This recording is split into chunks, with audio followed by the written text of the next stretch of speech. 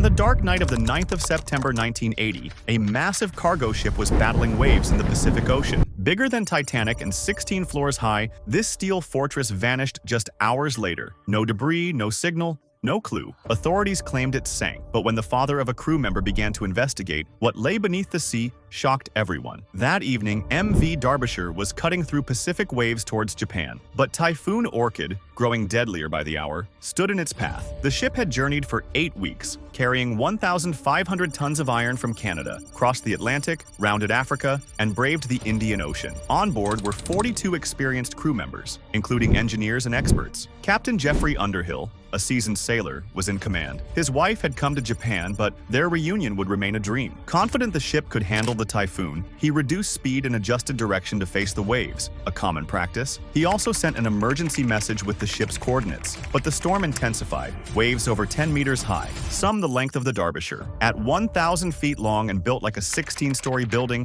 Derbyshire was one of the strongest ships of its time. Yet that night, it vanished without a trace. 2 other ships survived the storm. Derbyshire sent its last radio message on the evening of the 9th of September. After that, silence. No distress call, no debris. Owners didn't report it missing immediately, assuming it had just lost contact. On 15th September, concern grew. A massive search began. Helicopters, planes, and Navy ships scanned the area, but nothing was found. After 6 days, the operation stopped. Authorities called it a loss to the sea. Case closed. But the crew's families didn't accept it. Built at Britain's Swan Hunter shipyard, it was a bridge-class OBO carrier, designed to carry oil and iron ore, maximizing profits by never returning empty. Only 6 such ships existed at the time. The company that built it was struggling to compete with faster, cheaper Japanese and Korean shipyards, leading to possible cost-cutting. Peter Ray, a ship surveyor who lost his son on board, started digging. In 1982, another bridge-class ship, Tyne Bridge, faced a storm, and its front superstructure cracked. The crew was rescued. Upon inspection,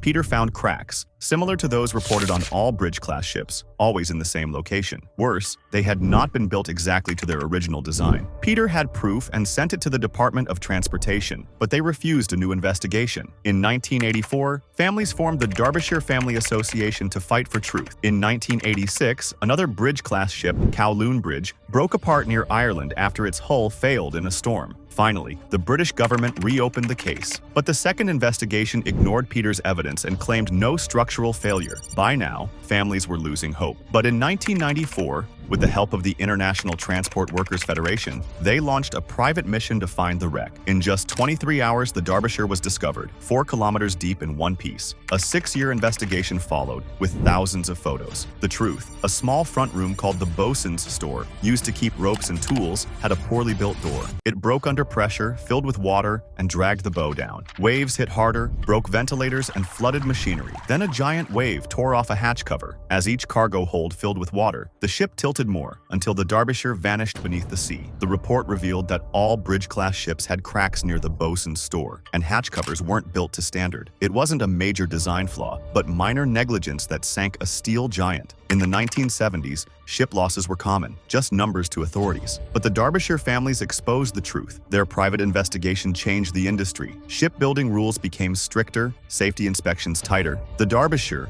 lost beneath the Pacific, helped save countless lives. We hope you liked this video from Facts Black Hole. Thank you for your support. See you in the next incredible story.